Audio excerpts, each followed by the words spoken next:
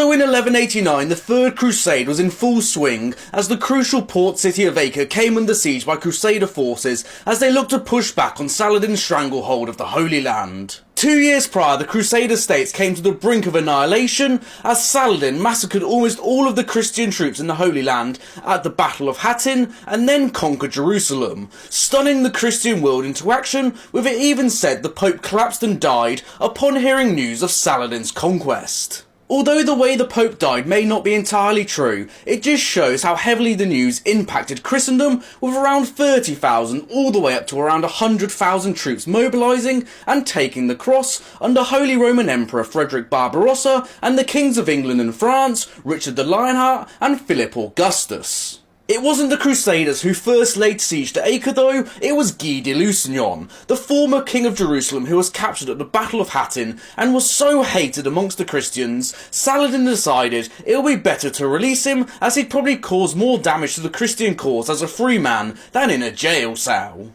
Guy, along with the survivors from Hattin and troops mustered from other Crusader states, as well as the first Crusaders trickling in, numbered around 8,000, laying siege to the crucial port city of Acre, one of Saladin's important arsenals, where they decided to camp outside the city walls, waiting for reinforcements after a first unsuccessful surprise assault. The Crusaders soon numbered around 30,000, however they weren't alone, as Saladin also rocked up with a relief force surrounding the Crusader army, where a battle between the two in early October saw heavy losses on both sides, with the siege soon descending into a stalemate as Saladin couldn't dislodge the Crusaders, and the Crusaders needed more men to defend themselves and take Acre. News of Frederick Barbarossa's imminent arrival buoyed the Crusaders in thinking the deadlock could be broken, prompting Saladin to reinforce his camp further. However, disaster struck for the Holy Roman Emperor as he drowned in a river, possibly due to a stroke or being thrown from his horse and being hit on the head,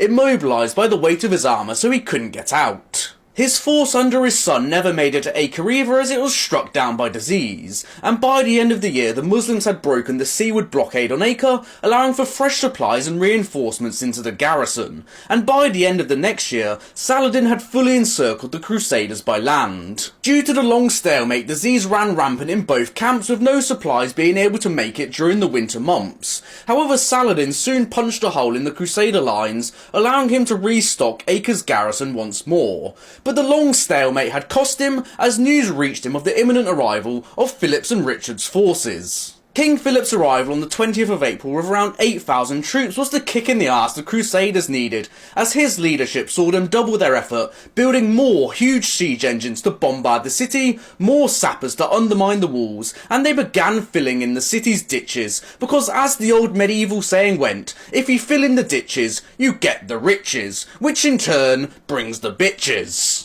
Richard arrived a few months later in early June after a lad's holiday along the Mediterranean where he even got married. However, him and Philip soon fell ill, with Saladin sending ice and fresh fruit to the camp in hope they got better soon. However, the niceties weren't reciprocated as the heavy bombardment of Acre continued. By early June, catapults named God's Own Catapult and Bad Neighbour, along with the sappers, had struck a breach in the wall where a Crusader assault was beaten off. However, the defenders couldn't repel the Crusaders forever, and Saladin couldn't dislodge them from their entrenched positions. After a week of negotiations, Acre was handed over to the Christians, where massive arguments broke out over the rewards between differing factions, as well as between Philip and Richard, which had been boiling for years as Richard constantly delayed marrying Philip's sister and then broke it off entirely to marry someone else, as apparently Philip's sister had slept with his father and he didn't want any of that, and now Philip couldn't stand the sight of Richard anymore and he considered his crusading vows to be complete, so he left to return home. Richard and Saladin's final negotiations for the city agreed that Saladin would pay the ransom for the captive city's garrison. However, when Richard thought that Saladin was taking too long with the payments, he massacred 2,700 of the Muslim captives. Although these two would never meet face to face, Richard and Saladin's feud would form the face of the Third Crusade,